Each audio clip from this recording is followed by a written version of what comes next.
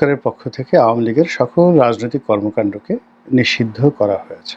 আওয়ামী লীগ নিষিদ্ধ, কপাল খুলে গেল শেখ হাসিনার। তো বন্ধুরা, কিভাবে আওয়ামী লীগ নিষিদ্ধ হওয়ার পরে শেখ হাসিনার কপাল খুলে গেলেন তা নিয়ে থাকতেছে আজকের ভিডিওতে বিস্তারিত।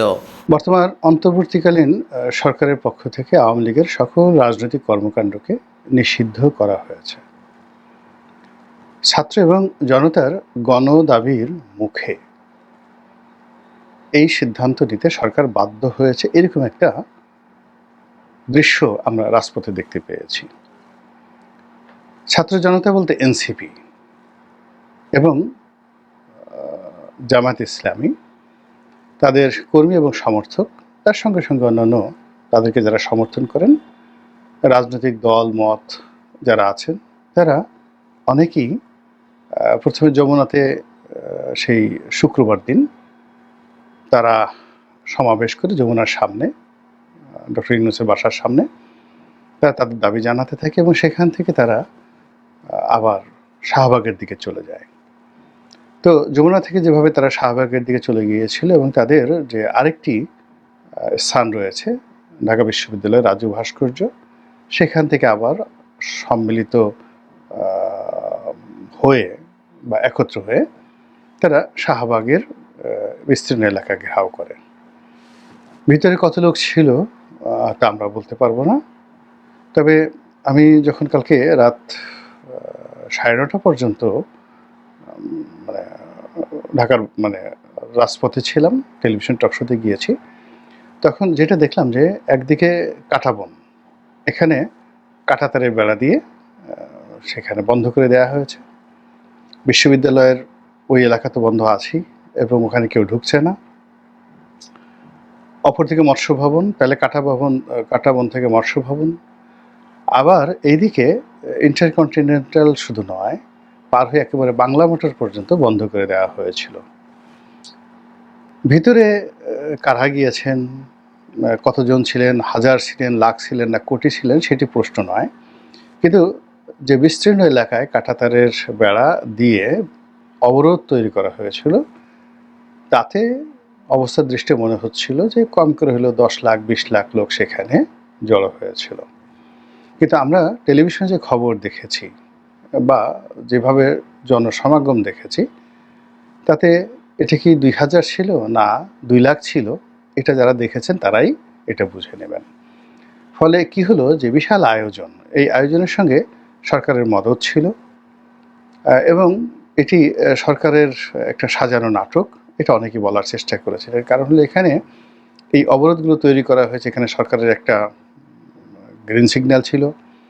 তারপরে যখন যমুনার সামনে ছাত্ররা জনতারা আন্দোলন করার চেষ্টা করলো, তখন সেখান থেকে তাদেরকে পানি খাওয়ানোর জন্য, তাদের উপর ঠান্ডা পানির ছিটা দেওয়ার জন্য সিটি কর্পোরেশনের যে মেহমানদারি, এটি এই বাংলাদেশে নজিরবিহীন ঘটনা। আবার সেখান থেকে ছাত্র জনতা কারো অনুরোধে বা যাকে বলা হয় স্বেচ্ছায় যেভাবে শাহবাগে এলো এবং তাদেরকে সম্মান জানানোর জন্য যেভাবে উপদেষ্টা পরিষদের জরুরি বৈঠক হলো এবং সেই বৈঠক থেকে যেভাবে তাদের দাবি দেওয়া মেনে নেওয়া হলো, এটা রীতিমতো নিদারুণ এক চিত্রনাট্য, অনেক সুন্দর একটা নাটক। কিন্তু জনগণ এই নাটক বুঝে গেছে যে এখানে কে লিখেছে, কারা লিখেছে বা কিভাবে এটা অভিনীত হয়েছে, এটাই হলো বাস্তবতা। যাই হোক, এখন কাগজে কলমে আওয়ামী লীগ নিষিদ্ধ, যারা আওয়ামী বিরোধী লোকজন তাদের উল্লসিত হওয়ার কথা, কিন্তু উল্লাসটা হচ্ছে না এবং এটা হবেও না। উল্লাস হবে আওয়ামী লীগের মধ্যে এবং সেটা হচ্ছে। এর কারণ হলো, যখন বিগত দিনে 1/11 এসেছিল, সেই 1/11 সময়টিতেও জাতীয় পার্টি এবং জামাত সুবিধাজনক অবস্থানে ছিল এবং লক্ষ্য করুন যে এখনও কিন্তু জামাত এবং জাতীয় পার্টি সুবিধাজনক অবস্থায় রয়েছে। যেখানে রাশেদ খান মেনন, তারপরে হাসানুল হক ইনু সাহেবের মতো লোক, তাদের উপর যা কিছু হচ্ছে, সে তুলনায় শেখ হাসিনার যদি সহযোগী কেউ থেকে থাকে তাহলে জাতীয় পার্টি প্রথম। সে তুলনায় জাতীয় পার্টি ভারতের তত্ত্বাবধানে এবং আমেরিকার তত্ত্বাবধানে সর্বোচ্চ ভালো অবস্থানে এখন আছে। আর জামাত, এখন জামাতের সবাই এক একজন সৌদি আরবের যে রাজপুত্র রয়েছেন মোহাম্মদ বিন সালমান, তাদের মতো তাদের জীবনযাত্রা এখন চলছে। তাদের ক্ষমতা আছে, জৌলুস আছে, আকর্ষণ আছে, তারা যেখানে যাচ্ছেন সেখানে ভন ভন ভন ভন করে সুবিধাবাদী যারা মাছি রয়েছেন তারা সেখানে উপস্থিত হচ্ছেন, তারা যা কিছু বলছেন সেগুলো অমীয় বাণী। জামাতের জীবনে এরকম সুসময় 1971 সনেও আসেনি। মানে মার্চ, এপ্রিল, মে মাসে যখন রাজাকার গঠিত হচ্ছিল, আলবদর গঠিত হচ্ছিল, আশামস গঠিত হচ্ছিল এবং তারা সরকারের পক্ষ থেকে যত রকম সুযোগ সুবিধা পেয়ে সারা বাংলাদেশ তারা যেভাবে কবজা করে ফেলেছিল, এবং বলা হয়ে থাকে যে একমাত্র আলবদরেরই 800 করে সদস্য ছিল প্রতিটি থানাতে। তাদেরকে সরকারের পক্ষ থেকে, এগুলো ছিল প্যারামিলিটারি, আলবদর ছিল প্যারামিলিটারি। তো আলবদরকে নিয়মিত মাসিক বেতন দেওয়া হতো সেনাবাহিনীর লোকদের মতো। তাদের হাতে অত্যাধুনিক অস্ত্র ছিল এবং তারা ট্রেনিং প্রাপ্ত ছিল, যুদ্ধ করার জন্য ট্রেনিং প্রাপ্ত ছিল। এবং এই আলবদর বাহিনীকে সাহায্য করার জন্য আসাম ছিল এবং রাজাকার বাহিনী ছিল। আবার এই তিনটি বাহিনীকে সাহায্য করার জন্য বিভিন্ন এলাকাতে তারা শান্তি কমিটি গঠন করেছিল। এই শান্তি কমিটির তথ্য দিত বেসামরিক শান্তি কমিটি, তারপরে যা হবার তাই হতো সেখানে। তো তখন তাদের যে অবস্থা ছিল তার চাইতে এখন এই বর্তমান জামানাতে তাদের অবস্থা অনেক বেশি। এর কারণ হলো ওই সময়টাতে তাদের ব্যাপারে জনগণের ঘৃণা ছিল, ক্ষোভ ছিল, তাদেরকে নিয়ে জনগণের ভয় ছিল, আতঙ্ক ছিল। আর এখন যেটা হলো, তাদের মধ্যে একটা অলিপ্ত অলিপ্ত ভাব রয়েছে, দেবত্ব দেবত্ব ভাব রয়েছে। এখন তারা সব কিছুই করছেন কিন্তু কোনো দুর্নাম নেই, বদনাম নেই। তো এই জামাতের তো আনন্দ হওয়ার কথা, কিন্তু শেষ পর্যন্ত জামাত আনন্দ করতে পারছে না। আওয়ামী লীগের দ্বারা সবচেয়ে বেশি ক্ষতিগ্রস্ত দল 15 বছরের বিএনপি, সর্বনাশ করে দিয়েছে বিএনপির মামলা মোকদ্দমা, এবং সেই মামলা মোকদ্দমা এখনো পর্যন্ত উঠেনি, চলমান। বিএনপিকে লোভ দিয়ে, লালসা দিয়ে বা কিছু সুযোগ দিয়ে এমন একটা জালের মধ্যে আটকে দেওয়া হয়েছে, ফলে বিএনপির যে সকল ধড়িবাজ, দুর্নীতিবাজ কর্মকর্তা ছিল, সামরিক, বেসামরিক, পুলিশ, প্রথম দফায় তাদেরকে বের করে আনা হয়েছে এবং বিভিন্ন পদ পদবি দিয়ে আবার এখন তাদেরকে টাইট দেওয়া হচ্ছে। এমন টাইট দেওয়া হচ্ছে যে অনেকের জান যায় যায় অবস্থা। তারপর বিএনপির যে সকল চাঁদাবাজ রয়েছে তাদেরকে আকৃষ্ট করার জন্য জেলখানা খালি করে দিয়ে একেবারে সমস্ত ক্রিমিনালদেরকে বের করে দেওয়া হয়েছে, এবং এই সকল ক্রিমিনালরা বিভিন্ন এলাকা থেকে দখল নিয়েছে। এবং তারা যে কাজটি করেছে, প্রথমত তারা বিএনপিকে তাদের সাবস্টিটিউট পাওয়ার হিসেবে তারা নিয়েছে, আর সেকেন্ডলি তারা আওয়ামী লীগের যে সকল ধনাঢ্য লোকজন রয়েছেন তাদেরকেও ওখানে এস্টাবলিশ করে দিয়ে একটা সাম্রাজ্য গড়ে তুলে পুরো এলাকাতে যে ত্রাসের এবং সন্ত্রাসের রাজ্য কায়েম করেছে, যার পুরো দায় দায়িত্ব BNP, but it is pre planned and well designed. এই গেল বিএনপির অবস্থা। তো জামাতের কথা তো বললাম, এনসিপিরও একই অবস্থা। এনসিপি গঠন করার পর থেকে তারা অনেক কিছু আশা করেছিল, চেষ্টা করেছিল, কিন্তু সেই জিনিসগুলো তারা পারছে না। ফলে এখন তাদেরকে বিভিন্ন মহলের, বিভিন্ন এজেন্সির কথা অনুযায়ী কাজকর্ম করতে হচ্ছে। এনিওয়ে, এই যে আওয়ামী লীগ নিষিদ্ধকরণের যে প্রক্রিয়াটি, এটি কাদের মাথা থেকে এসেছে, কেন এসেছে, কিভাবে এসেছে, আওয়ামী লীগকে পুনর্বাসন করার জন্য, শেখ হাসিনাকে রক্ষা করার জন্য, নাকি আওয়ামী লীগ ধ্বংস করার জন্য, শেখ হাসিনাকে শিক্ষা দেওয়ার জন্য, সেটা সময় আসলে বোঝা যাবে। কিন্তু ব্যবস্থা হলো বা অবস্থা হলো, এই প্রক্রিয়ার ফলে অন্যান্য অনেকের কপাল পড়বে, কিন্তু শেখ হাসিনার এবং শেখ পরিবারের কপালে রীতিমতো চন্দনের ফোঁটা পড়েছে। তাদের বৃহস্পতি এখন তুঙ্গে। এই কারণে তুঙ্গে যে 1/11 সময়টিতে বিএনপি এবং আওয়ামী লীগ এই দুটো দলকে -2 ফর্মুলাতে ফেলে দেওয়া হয়েছিল, এবং এই দুটো দলের পরিবারতন্ত্র, অর্থাৎ জিয়া পরিবার এবং বঙ্গবন্ধু পরিবারকে টার্গেট করে তৎকালীন সামরিক শাসকরা যে কাজকর্ম করেছে, তাতে প্রথমত এই দুটো পরিবার শেষ হতে বসেছিল, দ্বিতীয়ত এই দুটো পরিবারের যে প্রভাবযুক্ত দল বিএনপি এবং আওয়ামী লীগ, এখানে শেখ পরিবারের বাইরে, জিয়া পরিবারের বাইরে লোকজন এনে এই দুটো দলকে ওন করার চেষ্টা করা হয়েছিল। বিএনপি সংস্কারবাদী এবং আওয়ামী লীগের সংস্কারবাদী, যা নিয়ে প্রায় 1 বছর টানা হেঁচড়া চলেছে, কিন্তু শেষ হয়নি, সফল হয়নি। কিন্তু পুরো দুটো দলের মধ্যে যে কমপ্লেক্স তৈরি হয়েছে, আওয়ামী লীগ 15 বছর ক্ষমতায় থেকেও সেই কমপ্লেক্স থেকে এখনও মুক্ত হতে পারেনি। সংস্কারবাদীদের নাম শুনলে তাদের মাথা খারাপ হয়ে যায়। আর বিএনপির অবস্থাও একই। বিএনপির ওই সময়টাতে যারা সংস্কারবাদী হিসেবে নাম লিখিয়েছিল, এখনো পর্যন্ত বিএনপি তাদেরকে গ্রহণ করতে পারেনি। গেল এই ঘটনা। তো এবার যখন এই অন্তর্বর্তীকালীন সরকার এলো, তখন তো মানুষ প্রথমে বুঝতে পারেনি এটি বিপ্লবী সরকার, এটা গণতান্ত্রিক সরকার।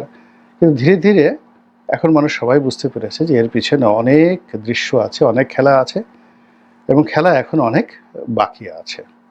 এটা এখন সবাই বুঝতে পারছে যে এখানে অনেক লোক আছে যাদেরকে আমরা মাস্টার মাইন্ড হিসেবে জেনেছি, কিন্তু এই মাস্টার মাইন্ডের আবার মাস্টার মাইন্ড আছে। সামনে যাদেরকে আমরা নৃত্য করতে দেখি, এরা আসলে নৃত্য শিল্পী নয়, তারা পুতুল। পেছনে আরও অনেক বড় শিল্পী রয়েছে, কলাকুশলী রয়েছে, স্ক্রিপ্ট রাইটার রয়েছে। তো এই অবস্থায় আরও একটি 1-11, আরও একটি -2, এ সকল বিষয়ে যে আলাপ আলোচনা হচ্ছিল, এই আলাপ আলোচনায় অতীতের অভিজ্ঞতার কারণে বিএনপি এবং আওয়ামী লীগ দুই দলের মধ্যে কিন্তু একটা ভয় ছিল। যেহেতু সবার আগে এখানে পরাজিত দল হিসেবে আওয়ামী লীগ সম্মুখে চলে আসছে, ফলে অত্যাচারের যে স্টিম রোলার তাদের উপর আসবে, তাদের উপর খড়গ চলবে এবং তাদের উপরই -1 প্রথম চালনা করা হবে, এবং সেভাবে কিন্তু সব কিছু এগোচ্ছিল। তো সেক্ষেত্রে ওই আগের মতো দুটো টার্গেট, আওয়ামী লীগকে রিফাইন্ড আওয়ামী লীগ করে সেখানে নতুন কাউকে বসানো, গ্রুপ অফ পিপলকে বসানো, এবং বিভিন্ন সময় বিভিন্ন নাম দেওয়া হয়েছে। অর্থাৎ Awami League will be owned by the another person or group of person control by the interim government. এটা হলো পরিকল্পনা। আর এখানে শেখ পরিবার, শেখ হাসিনা মাইনাস হয়ে যাবে অটোমেটিক। তো এটা নিয়ে আসলে আওয়ামী লীগের যারা নেতাকর্মী, তাদের মধ্যে এক ধরনের যাকে বলে আশা, নিরাশা, হতাশা ছিল। এবং আওয়ামী লীগ যদি আবার রিভাইভ হয়, সেক্ষেত্রে যারা সাধারণ নেতাকর্মী, লাখ লাখ কোটি কোটি নেতাকর্মী, তারা এখানে আসবে। আওয়ামী লীগের অফিস খুলে দেওয়া হলো, সব অফিস, এবং সেখানে যদি আওয়ামী লীগের মোটামুটি নাম আছে এরকম কোনো কাউকে বসিয়ে দেওয়া হতো, ধরুন আইভিকে যদি বসায় দেওয়া হতো, তো আইভি, সাবের হোসেন চৌধুরী, তারপরে ব্যারিস্টার রফিকুল ইসলাম বীরুত্তম, তারপরে ধরুন তোফায়েল আহমেদ, উনি খুবই অসুস্থ, তারপর ধরুন ওনার নাম তোফায়েল আহমেদ সাহেব আছেন, এরপরে অ্যাডভোকেট আব্দুল হামিদ সাহেব আছেন, এরকম আরও অনেকের নাম বলা যেতে পারে যাদের রেপুটেশন হচ্ছে। ওই যে মান্নান সাহেব আছেন, তারপরে যাকে বলা হয় অন্তত 100 লোক আওয়ামী লীগের মন্ত্রী এমপি আছে যাদের আসলে কোনো দুর্নাম বদনাম নেই। তো তারা সরকারের সঙ্গে একটা সমঝোতা করে আওয়ামী লীগ নাম নিয়ে 3টে অফিস খুললো, সুধার সদন খুললো, সরকারই রেডি করে দিল। তারপর আওয়ামী লীগের বঙ্গবন্ধু এভিনিউ অফিস খুললো, এবং এখানে কিন্তু লক্ষ লক্ষ নেতাকর্মীদের ঢল নামবে আওয়ামী লীগের ব্যানারে। এবং এটা যদি কিছুদিন চলতে দেওয়া হতো এবং তাদেরকে কিছু সুযোগ সুবিধা দেওয়া হতো, তাহলে শেখ পরিবারের নাম এবং আওয়ামী লীগের যে নতুন যে প্রত্যাবর্তন, সেখান থেকে শেখ হাসিনা এবং শেখ পরিবারের নাম স্বয়ংক্রিয়ভাবে মুছে যেত। এটা শেখ হাসিনাকে ভীষণভাবে কিন্তু ভাবিয়ে তুলেছিল। কিন্তু এখন এই যে আওয়ামী লীগ নিষিদ্ধ হওয়ার ফল, যদি একেবারে আকাশ থেকে জিব্রাইল এসেও নতুন একটা নাম দিয়ে বলে, এই নামটি আওয়ামী লীগের যারা নেতাকর্মী আছেন, সেই নেতাকর্মীরা এই নামে আসলে তাদের বরকত হবে, এই একই অফিস, অর্থাৎ আওয়ামী লীগের অফিস, কিন্তু ধরেন পার্টির নাম হলো ফটাংফট পার্টি। তো ফটাংফট পার্টি আওয়ামী লীগের অফিসে সাইনবোর্ড টানছে, এবং সেখানে আওয়ামী লীগের একটা মশা এবং মাছিও কিন্তু এখন যাবে না। ফলে কি হলো, এই আওয়ামী লীগ নিষিদ্ধ হওয়ার ফলে আপাতত -1, শেখ হাসিনা মাইনাস এবং শেখ পরিবার মাইনাস, এই প্রকল্পটি একেবারে চিরদিনের জন্য অ্যাবান্ডেন্ট হয়ে গেল। আর আপনি এদেরকে রাজনীতি থেকে অ্যাবান্ডেন্ট করতে পারবেন না, এদেরকে নিয়ে আর কোনো পলিটিক্স করতে পারবেন না, নাম্বার 1। নাম্বার 2 হলো, নিষিদ্ধ করে কখনো কোনো রাজনৈতিক মতাদর্শকে দমন করা যায় না, কেউ কখনো পারেনি। আওয়ামী লীগকে নিষিদ্ধ করে বরং একে আরও শক্তিশালী করা হলো, এদের মধ্যে ক্ষোভ তৈরি করা হলো, এদের মধ্যে ঘৃণা তৈরি করা হলো, এদের মধ্যে প্রতিহিংসা তৈরি করা হলো। আজ জামাতকে নিষিদ্ধ করার ফলে তাদের মধ্যে যে ঘৃণা, ক্ষোভ এবং প্রতিশোধ যে জাগ্রত হয়েছে, এবং সেটা এখন আওয়ামী লীগের বিরুদ্ধে কীভাবে কাজ করছে, যে এখন তারা যে আওয়ামী লীগ একসময় শাহবাগকে ব্যবহার করেছে জামাতের বিরুদ্ধে, এখন জামাত সেই শাহবাগকে আওয়ামী লীগের বিরুদ্ধে ব্যবহার করছে। যেখানে এই বঙ্গবন্ধুর বাংলাদেশ, এই শেখ হাসিনার বাংলাদেশ, এখন তারা বলছে গোলাম আজমের বাংলাদেশ।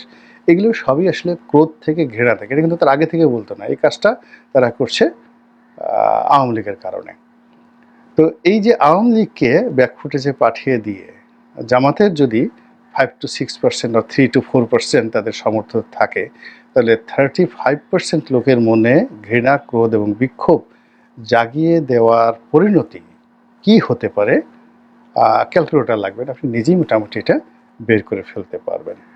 এখন বক্তব্য হলো যে আওয়ামী লীগ নিষিদ্ধ হয়েছে, এটা দেখে আওয়ামী লীগের খুশির বন্যা, শেখ পরিবারের খুশির বন্যা, শেখ হাসিনা রীতিমতো আনন্দে গড়াগড়ি দিচ্ছে বলে আমি ব্যক্তিগতভাবে মনে করি। আল্লাহ আমাদের সবাইকে হেদায়েত দান করুন এবং হেফাজত করুন।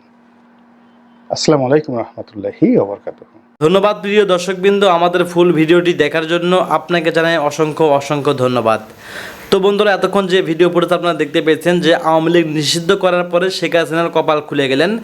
যে ভিডিও নিয়ে বিস্তারিত দেখতে পেয়েছেন, এই বিস্তারিত নিয়ে বিশ্লেষণ শুনে আপনাদের কী মন্তব্য অবশ্যই কমেন্ট বক্সে কমেন্ট করতে ভুলবেন না। আর হ্যাঁ, এমন নিত্য নতুন আপডেট খবর সবার আগে পেতে চাইলে এখনই আমাদের এই পিচ্চি সাকিব ইউটিউব চ্যানেলটি সাবস্ক্রাইব করুন। ধন্যবাদ।